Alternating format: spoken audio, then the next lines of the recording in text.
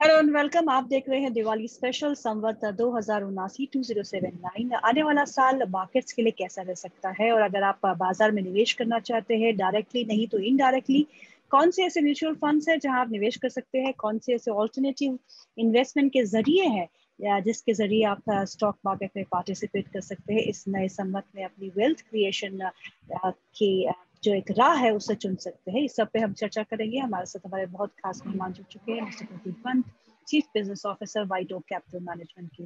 Very good afternoon, Mr. Pant, and thank you so much for your time. Good afternoon, Geetu. Thank you very much. सबको दिवाली की बहुत बहुत शुभकामनाएं।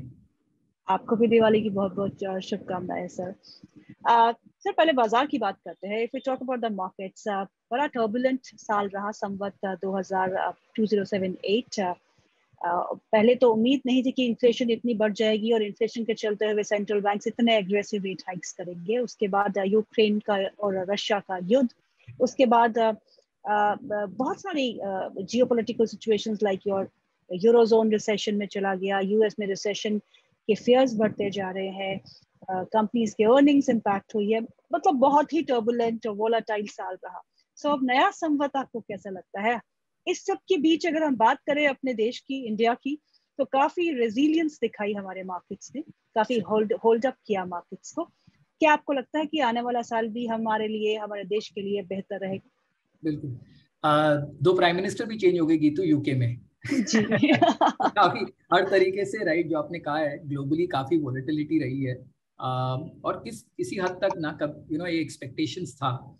देखिए क्या होता है, जब हमारा मार्च 2020 में जब पैंडेमिक हुआ था और कोऑर्डिनेटेड सेंट्रल बैंक्स का एक्शन हुआ था to save the world in a way financially.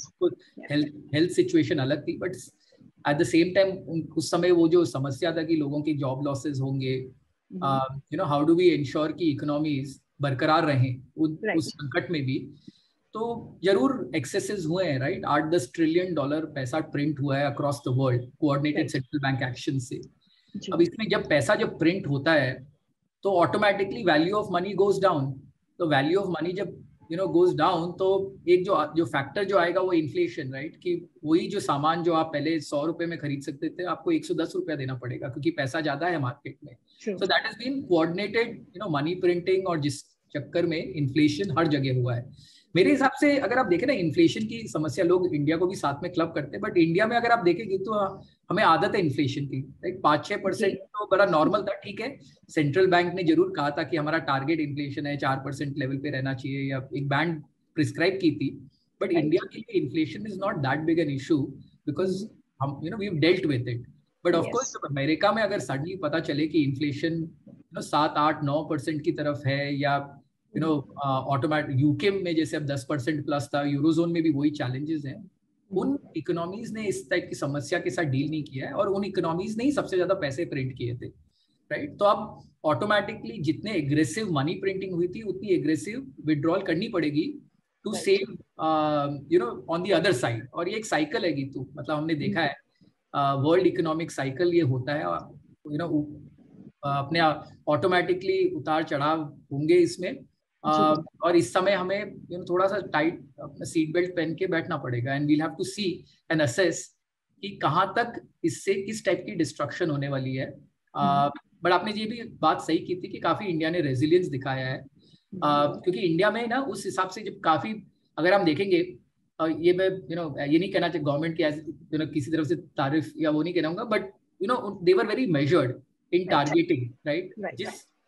जिस सेक्शन ऑफ सोसाइटी को प्रोटेक्शन प्रोवाइड करना था वो काफी टारगेटेड वो हुआ था। ये नहीं कि सबके अकाउंट में पैसे डाल दिए, राइट। या जैसे फार्मर्स के लिए या स्मॉल बिजनेसेस के लिए स्पेशल स्कीम्स बनाई थी। So we did not go very excessive at that point of time. तो इसीलिए that is one outcome where हम अभी भी वो है। बल्कि अगर आप इस समय देखें, consumption is at all time high, right. मैं अभी पिछले हफ्ते कश्मीर गया था, 4-5 दिन छुट्टी के लिए। मतलब होटल के कमरे नहीं मिल रहे हैं, फ्लाइट की बुकिंग नहीं मिल रही है इस समय, राइट। और अगर कोई दिवाली में इस समय मुझे पता है कोई बुकिंग करने की कोशिश करेगा, वो मतलब आप अपने आप देखेंगे किस टाइप के कंजम्पशन। आप देख लीजिए मार्केट्स किस तरह से भरे हुए हैं। काफी व्हाट्सएप वीडियो सर्कुलेट हो रहे हैं, सदर बाजार में क्या भीड़ इस समय है, या बाकी हर जगह पे कैसा है। गिफ्टिंग देख के सीजन देख लीजिए। So you know the consumption and अगर आप पहले 6 महीने के कॉर्पोरेट अर्निंग्स के रिजल्ट्स भी देखें, they've been actually quite positive, right? And you know, to that extent there is some amount of resilience, but ये मानना गलत है कि हम इंडिया एक आइलैंड में बैठा हुआ है जहां इंडिया को कुछ नहीं होने वाला है. आई थिंक ये भ्रम है. We are as connected in the global economy.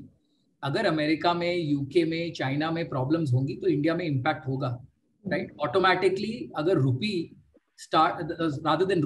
अगर डॉलर स्टार्ट्स एप्रिशिएटिंग तो रूपी डिप्रिशिएट होगा simultaneously, right? So exports may become competitive, but imports will become very expensive, right? Or energy की prices will have an impact. So अलग-अलग तरीके से that will impact us. Maybe impact is lesser. और इसीलिए आपने देखा है कि यहाँ की मार्केट्स ने फिर भी काफी पॉजिटिविटी दिखाई हुई है अभी तक. होल्ड किया हुआ है. वो ऑफकोर्स आज की तारीख में 500,000 पॉइंट तो मतलब आए दिन हो गए हैं, बिल्कुल, राइट? उस टाइप की वॉलेटिलिटी हो गई है. Some of it is impacted by जो न्यूज ग्लोबली आती है. But I think the resilience जो आ रही है ना Geetu is by a lot of the corporate numbers which are coming out. I'm not saying they are exceptional, but they are quite good considering जिस type की हम larger economic situation में है यहाँ पे. मिस्टर पंत, आपने बिल्कुल सही कहा कि इंडिया आइसोलेशन में नहीं रह सकता. हालांकि थोड़ा बहुत प्रेशर जो है वो कम है, लेकिन दबाव जरूर दिख सकता है अगर ग्लोबल इकोनॉमीज डीप रिसेशन में जाती है. और यहाँ पे जो काम करता है वो करता है SIP, सिस्टमैटिक इन्वेस्टमेंट प्लान. और व्हाइट होप ने रिसेंटली रिलीज की है अपनी एक रिपोर्ट SIP पे, जहाँ पे आप सिस्टमैटिकली बाजार में प्रवेश कर सकते हैं. Every cut is an opportunity to get into the markets. तो अब अपनी इस SIP की फिलॉसफी क्या है आपकी, ये बताइए, क्योंकि ये हमारे निवेशकों के लिए बहुत इंपॉर्टेंट होगी. क्योंकि अगर वॉलेटाइल मार्केट रहा इस संवत में भी और कट्स हमको देखने को मिले तो ये एक अच्छा जरिया होगा बाजार में प्रवेश करने का, बाजार में जुड़ने का, इन्वेस्ट करने का. सो गीतू, एक चीज तो मैं पहले ना रिटेल इन्वेस्टर्स को सलाम देना चाहूंगा, राइट? अगर आप देखें पिछले महीने के आंकड़े जो सेबी ने रिलीज किए हैं, SIP book is it all time high. मतलब 13,000 करोड़ का हर, मतलब आप आग बंद किए बैठते हैं. यू नो, एडवाइजर्स और म्यूचुअल फंड का जो डिस्ट्रीब्यूटर्स हैं उन्होंने बहुत बढ़िया काम किया इन्वेस्टर्स के साथ to create, you know, equity investing as a habit for people. अभी क्या होता है, बहुत लोग कहते हैं, मुझे पूछते हैं, राइट? अगर कहीं भी कोई भी इवेंट में जाता हूँ मुझे पूछते हैं ये अच्छा टाइम है क्या इन्वेस्ट करने का. भैया मैं आपको बता सकता हूँ, मुझे नहीं पता, राइट? ये मैं आपको ऑनेस्टली कहना चाहता हूँ कि देखिए टाइम, मतलब अगर मार्च 2020 में अगर कहते हैं कि सबसे बढ़िया टाइम आएगा इन्वेस्ट करने का at the height of Covid, लोग कहेंगे कि अरे इनका तो इलाज करना पड़ेगा, राइट? क्योंकि that is the reality. It is very on hindsight सब दिखाई देता है कि ये टाइम अच्छा था, बट आगे कैसा टाइम होगा वो डिसाइड करना बड़ा मुश्किल है, राइट? तो एक जो हैबिट बनानी होती है, जैसे जो एक तरफ पे हमें तनख्वाह मिलती है हर महीने, राइट? और हमें पता है कि हमको रेंट पे करना है, हमें खाने पीने के लिए करना है, पेट्रोल के लिए इतने पैसे देने हैं. उसी तरह से अगर आप एक आदत बना दें कि हमें कुछ अपनी पूंजी एक अपने लॉन्गर टर्म इन्वेस्टमेंट प्लान पे करना है, क्योंकि एक जो पुरानी कहावत है ना, एथ wonder of the world is power of compounding. जो आपका अगर पैसा ग्रो होने वाला है 15% पे इक्विटी में, जैसे अगर लोग कहते हैं लॉन्गर टर्म, तो आपका 5-5.5 साल में अगर पैसा डबल होता है तो फिर 10 साल में पैसा 4 गुना होता है, और फिर 15 साल में आपका पैसा 8 गुना होता है. मतलब ये नहीं कि वो एक लीनियर उसमें होता है, बट वो इंपॉर्टेंट है उस जर्नी में आप कैसे लास्ट करें. आई थिंक उसके लिए एक जो सबसे इंपॉर्टेंट व्हीकल है वो है SIP या सिस्टमैटिक इन्वेस्टमेंट प्लान्स. तो हमने बल्कि एक स्पोर्ट्स की एनालॉजी लगा के एक बड़ा इंटरेस्टिंग कैंपेन अभी रन किया हुआ है. जो SIP को हम कहते हैं स्टे इन प्ले. मतलब आप जैसे क्रिकेटर होता है ना, तो क्रिकेटर अगर किसी टीम को जिताना है और 50 ओवर का मैच है, तो अगर वो 50 ओवर खेल जाए तो वो टीम जरूर जीतेगी. बट अगर वो छक्के मारने के चक्कर में रहेगा कहीं पे उसमें, तो वो एक रन 2 रन करके ही can pace his innings. And if you stay in play, the ability to create a larger corpus over the innings of your life is very important. उसमें हमने क्या किया था, 3-4 बड़े इंटरेस्टिंग चीजें ली थी, क्योंकि हमें ये क्वेश्चंस बार-बार आते थे लोगों के कि मुझे जब SIP करता हूं तो कौन से तारीख को करना चाहिए, राइट? 1 तारीख, 2 तारीख, 5 तारीख, 10 तारीख, तो कोई तिथि है, कोई शुभ मुहूर्त है जिसमें हमें डालना चाहिए. तो हमने बड़ा इंटरेस्टिंग उसमें पिछले 25 साल का डेटा देखा है गीतू, और बोला है कि किसी भी दिन आप डाल दीजिए, उससे कोई फर्क नहीं पड़ा है. रिटर्न में 10, 20, 10-20 बिप्स का फर्क है, राइट? चाहे आपने 1 तारीख से 30 तारीख के बीच में किसी भी दिन डाला था. तो सबसे अच्छा वही है जिस दिन आपकी तनख्वाह आए उसके अगले दिन आपके पैसे चले जाए तो वो कहीं खर्च नहीं होंगे फालतू में, राइट, तो वो सबसे अच्छा दिन आपके लिए है। ऐसे ही लोग पूछते हैं कि हमें आजकल ये बड़ा ट्रेंड चला है गीतू कि डेली एसआईपी करें, राइट, और हमने अगेन लॉन्गर टर्म ट्रेंड्स देखे हैं इसमें 10-15 साल में, चाहे आप डेली करें, वीकली करें, मंथली करें, क्वार्टरली करें, उसमें कोई फर्क नहीं पड़ता, रिटर्न्स वैसी की वैसी ही रहती हैं। तो ऐसे टाइप के जो मिथ्स होते हैं ना, उसको हमने थोड़ा वो करना है। मोस्ट इंपॉर्टेंट थिंग हम वही इन्वेस्टर को कहते हैं कि आप एसआईपी करिए, वो सबसे इंपॉर्टेंट है। हाँ, ये जरूर है कि एक जो हमने फाइंडिंग दी है कि लार्ज कैप में करना चाहिए, मिड कैप में करना चाहिए, स्मॉल कैप में, उसमें बिकॉज मिड कैप एक ऐसा स्पेस है ना गीतू जिसमें इनएफिशिएंसी सबसे ज्यादा है इंडिया में, राइट, अनडिस्कवर्ड स्टॉक्स मिलते हैं वहां पे काफी, और जो स्टॉक्स है ना जो मिड के लार्ज बनने वाले हैं वैसे टाइप के स्टॉक्स जरूर मिलते हैं। तो mid cap is one space जहां SIP is the most effective, मतलब in terms of returns, right. इसका ये मतलब नहीं सारे के सारे पैसे मिड कैप में, but compared to large and small, mid is one area जहां पे पिछले 15 साल में एसआईपी करने पे रिटर्न्स ज्यादा बने हैं। तो उस टाइप की स्टडी की है, और मैं चाहूंगा कि लोग जरूर हमारी वेबसाइट में mf.whitokmc.com में देखिए, पूरी की पूरी आपको रिपोर्ट मिलेगी वहां पे, और ये सारे फैक्ट्स आपको दिख जाएंगे कि किस टाइप की बैक टेस्टिंग करके ये सारी डेटा देखा है हमने। बट जैसे मैंने अगेन वो कहा, एसआईपी जरूर करिए, जैसे आपका पैसा ईपीएफ प्रोविडेंट फंड में जरूर जमा होता है, जैसे आपको टैक्स जरूर देना होता है, उसी हिसाब से कुछ पैसा आप थोड़ा एसआईपी के लिए रखिए। तो आपने क्या प्लान करा है? जो नया संवत है, कितने नए फंड्स लाने वाले हैं, कौन सी कैटेगरी में फंड्स आएंगे, एंड अगर अभी आपका प्रेजेंट करंट पोर्टफोलियो देखा जाए तो वेटेज कहाँ पे ज्यादा है और कहाँ पे कम? देखिए, हमारे ये पिछला साल बड़ा रोचक रहा है हमारे लिए। शुरू किया था फ्लेक्सी कैप फंड से, उसके बाद हमने मिड कैप लॉन्च किया था, फिर टैक्स सेवर भी लॉन्च कर दिया लोगों के लिए, क्योंकि जैन फेब मार्च में काफी लोग आते हैं। अगले महीने हम लार्ज कैप फंड एक लॉन्च कर रहे हैं, एंड देन जनवरी में हमारा प्लान है बैलेंस्ड एडवांटेज फंड, जो एक हाइब्रिड फंड होगा, वो लॉन्च करने का। जैसे अगर आप इंडस्ट्रीज के आगे आंकड़े देखिए तो लार्ज कैप फंड और बैफ, ये दो सबसे बड़ी कैटेगरीज हो गई है इंडस्ट्रीज में, राइट। 2-2.5 लाख करोड़ की कैटेगरी है, काफी investors are very attracted to it, and it is for the right reasons. Large cap provides a lot of stability to portfolio, क्योंकि वो इतना वोलेटाइल नहीं रहता है। तो अगर लोग जो लमसम भी इन्वेस्टमेंट करना चाहते हैं तो large cap typically is the best category जहाँ वो कर सकते हैं। और बैफ में it's not just important to invest, but जैसे लोग पैसा निकालना चाहते हैं at any point of time, as a regular saving plan के लिए, तो बैफ इज वन कैटेगरी जहां आपको 10-12% की return industry is demonstrated over a very very long period of time, study return and more tax efficient returns. तो इन दो category में हमारे गैप्स थे, तो इन दो कैटेगरीज में अब हम करेंगे गीतू। तो ठीक, अगर हम पिछले 2 साल का म्यूचुअल फंड्स के रिटर्न्स देखें, फंड्स के returns, they have been astonishing, some of them giving 50%, 70% also. क्या हमको ऐसी रिटर्न की उम्मीद रखनी चाहिए? क्योंकि आगे अनसर्टेनिटी बहुत है, हम सब जानते हैं कि पिछला 1 साल मार्केट्स के लिए कैसा रहा है। सो अगर किसी को नए निवेशक को प्रवेश करना है तो should he tame down his expectation from the fund returns as far as the returns are concerned in the long term? Sure Geetu. देखिए, रिटर्न देख के कभी नहीं आना चाहिए कोई भी एसेट क्लास में, क्योंकि मैंने वही कहा ना, जो हाइंडसाइट में बहुत कुछ चीजें अच्छी लगती है, और मैं तो मतलब एडमिट करता हूँ ये कि मार्केट टाइमिंग डिफिकल्ट नहीं, इम्पॉसिबल है। कब डालना चाहिए, कब नहीं डालना चाहिए, ये सब बहुत ये अच्छा लगता है बोलने का, बट द रियलिटीज किसी को नहीं पता इसके बारे में, राइट। सो ये जरूर है कि रिटर्न्स बहुत बढ़िया थी, बट अगेन आपका रेफरेंस पॉइंट देखना चाहिए। तो जो अगर कोई मार्च 2020 में किसी ने शुरू किया तो उसके लिए तो रिटर्न्स बहुत अच्छी लगती है, बट वही चीज अगर आप थोड़ा 1-2 महीने पहले देखें तो रिटर्न्स देन लेवल अप। तो ये जो पॉइंट टू पॉइंट रिटर्न ना at times show give you a wrong picture, right. इसलिए एक रोलिंग रिटर्न्स देखना ज्यादा इंपॉर्टेंट है कि किसी भी दिन अगर आप आए हो तो आपकी क्या रिटर्न्स बनी है ऑन एन एवरेज। नॉर्मली क्या होता है ना गीतू, इसका मैंने जो देखा है पिछले 20 साल से, अगर आप देख लीजिए कि टिपिकली जो हमारी ग्रोथ रेट है वो करीब 6%, 7% के बीच में है, जीडीपी ग्रोथ इंडिया का। और अगर हमारा इन्फ्लेशन देखें तो वही 5-6% के आसपास है। तो इन दोनों को अगर ऐड कर दें तो करीब 12% के आसपास आपकी एक्सपेक्टेशन होनी चाहिए इक्विटी एसेट क्लास से। फिर एक इंपॉर्टेंट चीज होती है कि आप किस फंड मैनेजर को चूज कर रहे हैं, उसकी potential to deliver excess return over benchmark कितनी हो सकती है ना। So good fund manager should be able to give you at least 2.5-3% additional returns over benchmark. और फिर आपका अगर वेटेज ठीक है, आपने कुछ लार्ज कैप में कोर बनाया हुआ है, मिड कैप में किया हुआ है, थोड़ा सा स्मॉल कैप, ये मतलब तीनों का मिश्रण करके या फ्लेक्सी कैप फंड के थ्रू किया है, तो टिपिकली 15-16% के आसपास आपकी return on overall portfolio level होना चाहिए।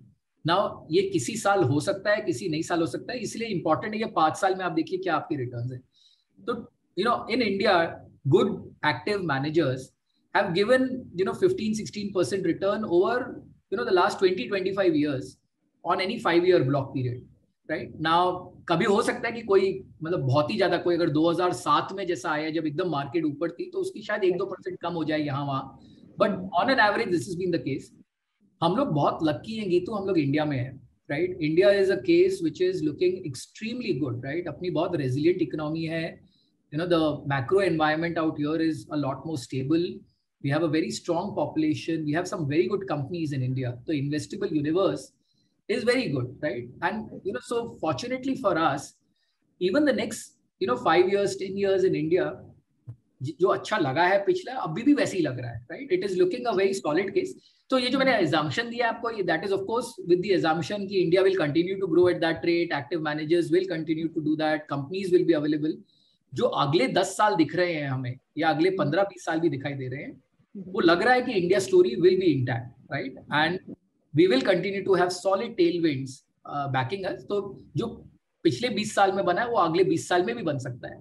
सो उस I mean that's why please don't get caught in by these numbers, 40-50%, बहुत मुश्किल है भैया, ये सब चीजें ये नहीं होती।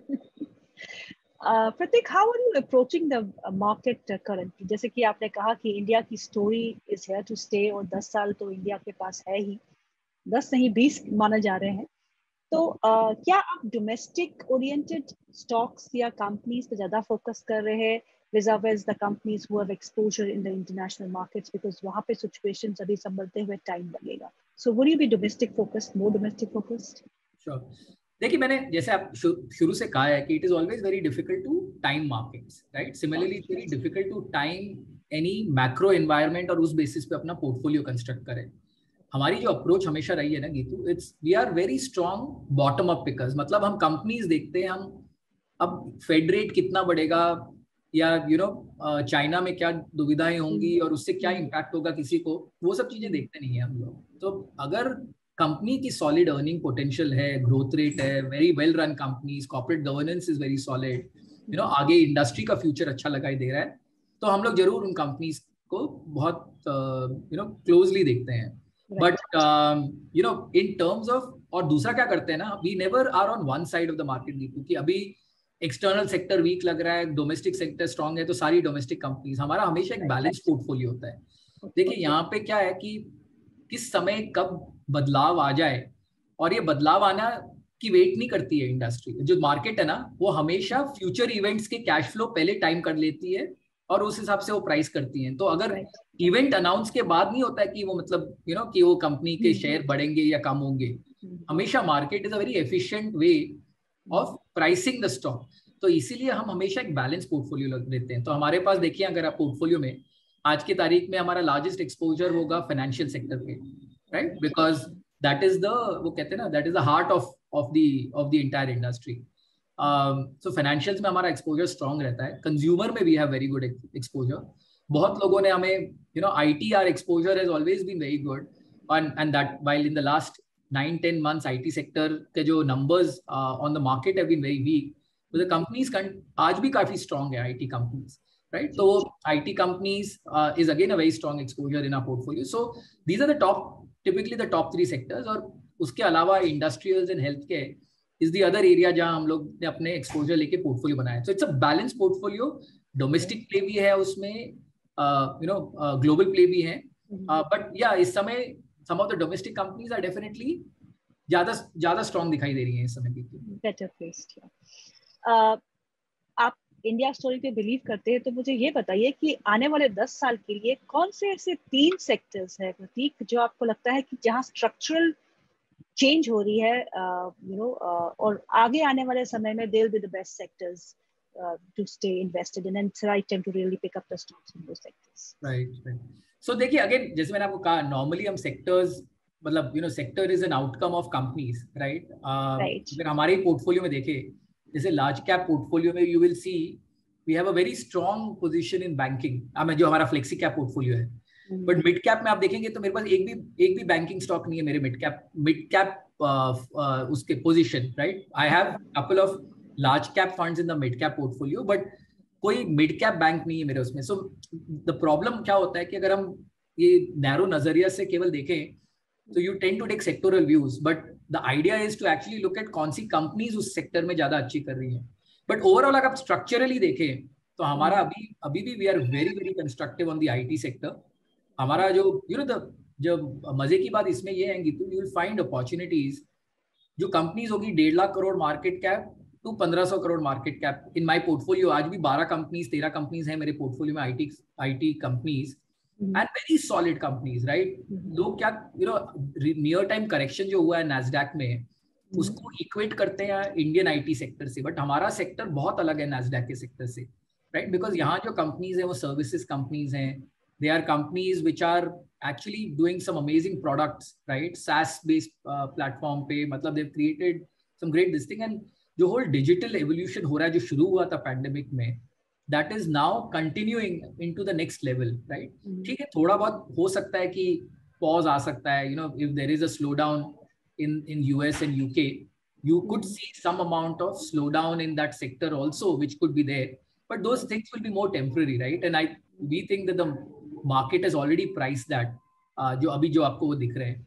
सिमिलरली जो आपको फाइनेंशियल सेक्टर में इंडिया में दिखाई दे रहा है इस समय, बहुत जबरदस्त डाइवर्सिटी मिल रही है, right from banks to NBFCs to mutual fund companies to insurance companies to stock exchanges, right, to small finance bank. मतलब जो डाइवर्सिटी फाइनेंशियल सेक्टर में है, टिपिकली फाइनेंशियल सेक्टर ना is very strongly regulated, and the quality of people you find in the financial sector in terms of senior management and all are normally you find very good quality execution teams within that sector, right? तो वहाँ भी जिस तरह की जो emerging opportunities आ रही हैं, right, those are some interesting opportunities which are there. And then the consumer sector, Gitu is a very large sector, right? वहाँ पे अगर आप देखें इतने नए private space में भी अभी ये D2C brands हो रहे हैं, right, who will become some large brands over a period of time, direct to consumer brands दिखाई दे रहे हैं वहाँ पे, so it's a mix of again having very large companies and very small companies, and so large companies give you a lot of stability उस sector में, और जो smaller companies हैं जो disrupt कर रही हैं market को, 100% growth rate दिखाई दे रही है हर साल वहाँ पे, तो clearly वहाँ भी काफी opportunity। So these are large 3 sectors, और मेरे हिसाब से इन तीनों sectors में आपको काफी solid opportunities आएंगी अगले 10 साल में। प्रतीक, जैसे कि आपने पहले पॉइंट आउट किया कि रिटेल इन्वेस्टर्स जो है हमारे बाजार में काफी सक्षम रहे हैं पिछले 2 सालों में। Now do we really need FIIs, because उनके बगैर भी हमारा काम चल रहा है। देखिए, कभी आइदर और नहीं होता है इसमें, एवरीबडी इज वेलकम, राइट। अब रिटेल में भी आप देखिए क्या हुआ है ना, रिटेल में भी 2 तरह के इन्वेस्टर्स थे गीतू, राइट। एक तरफ जो एसआईपी वाले इन्वेस्टर्स है, दूसरे बहुत लोग ये भी है जिन्होंने डीमैट अकाउंट भी खोले थे, राइट। वर्क फ्रॉम होम के चक्कर में सम ट्रेडिंग फ्रॉम होम चल रहा था उस समय, right. Of course people have seen sharp cuts उनके पोर्टफोलियोज में पिछले 6 महीने में, वो सब, तो लोगों ने भी रियलाइज किया कि भैया ये सट्टा नहीं है, ये एक long term wealth creation journey है। तो एक वो तो थे, और ऑफ कोर्स एफआईआईज की भी जो बात है ना गीतू, आई थिंक एफआईआई में भी एक थोड़ा सा भ्रम है इस समय लोगों का कि एफआईआईज इंडिया से पैसे निकाल रहे हैं। एक्चुअली हमने अगेन इस पे भी काफी डिटेल स्टडी की थी, और हमारा जो हमने जो आंकड़े निकाले ना गीतू, इट्स नॉट कि एफआईआईज इंडिया से पैसे निकाल रहे हैं, एफआईआई इन जनरल इक्विटीज से एग्जिट कर रहे हैं इस समय, राइट। अगर यूएस ट्रेजरी 4% देंगे रिस्क फ्री रिटर्न, तो देखिए इक्विटी का risk is a very different risk, right? So for somebody to beat that return with the currency depreciation और वो सब, उससे 10-12% तो मिनिमम रिटर्न करना पड़ेगा। तो जब आपको रिस्क फ्री यूएस ट्रेजरीज में वो रिटर्न मिल रही है, वो भी 30 ईयर यूएस ट्रेजरीज, राइट, तो then why will you invest and take that type of risk in equity as an asset class. तो हमने जो देखा पैसे निकले हैं ना इस समय, वो एक्चुअली इक्विटी एसेट क्लास। तो क्या होता है, ग्लोबल इक्विटीज में एफआईआई पैसा डालते हैं। अब वो ग्लोबल इक्विटीज में, जैसे ग्लोबल इक्विटी में 5% एलोकेशन इंडिया को है, या इमर्जिंग मार्केट फंड अगर आपने देख लिया, अब इमर्जिंग मार्केट फंड में 15 से 20% एलोकेशन इंडिया का होता है। तो जो एफआईआईज ने पैसे इमर्जिंग मार्केट फंड और ग्लोबल इक्विटी फंड से निकाले हैं, जो फोकस्ड इंडिया है, राइट, और हम क्योंकि ये हम काफी कॉन्फिडेंस से कह सकते हैं आज के तारीख में, करीबन 70% पैसा जो हम मैनेज करते हैं ना अभी भी ग्लोबल इन्वेस्टर्स का है, जो जिन्होंने इंडिया में इन्वेस्ट किया हुआ है, राइट। तो करीब 4-4.5 बिलियन डॉलर हमारे पास ग्लोबल कैपिटल है इंडिया में इन्वेस्टेड, और जो व्हाइट ओक मैनेज कर रहा है यहाँ हमारे। एंड आपको मैं कॉन्फिडेंस से कह सकता हूँ गीतू, मेरे पास एक भी ऐसा इन्वेस्टर नहीं है, बड़ा इन्वेस्टर, जिसने पैसे निकाले हैं यहाँ पे, राइट। सो डोमेस्टिक मतलब जो इंडिया फोकस्ड फंड्स हैं वो पैसे नहीं निकाल रहे हैं, it is more equity as an asset class जहां से लोग पैसे निकाल रहे हैं। Thank you mister Pant for your time. समय निकालने के लिए बहुत बहुत शुक्रिया आपको, आपके परिवार को, आपकी व्हाइट ओक कैपिटल की एंटायर टीम को हमारी तरफ से बहुत बहुत दिवाली की शुभकामनाएं। मेरा भी यही गीतू, सबको सारे जो व्यूअर्स हैं, सब जो फॉलोअर्स हैं, उनको सबको बहुत बहुत दिवाली की शुभकामनाएं। 2 साल के बाद ऐसा मौका मिला है कि सब लोग जाके एक दूसरे से मिल रहे हैं। Please celebrate in full forward. This is a time to really go and spend that time. Thank you very much, बहुत बहुत शुक्रिया। Thank you so much. Thanks Geetu.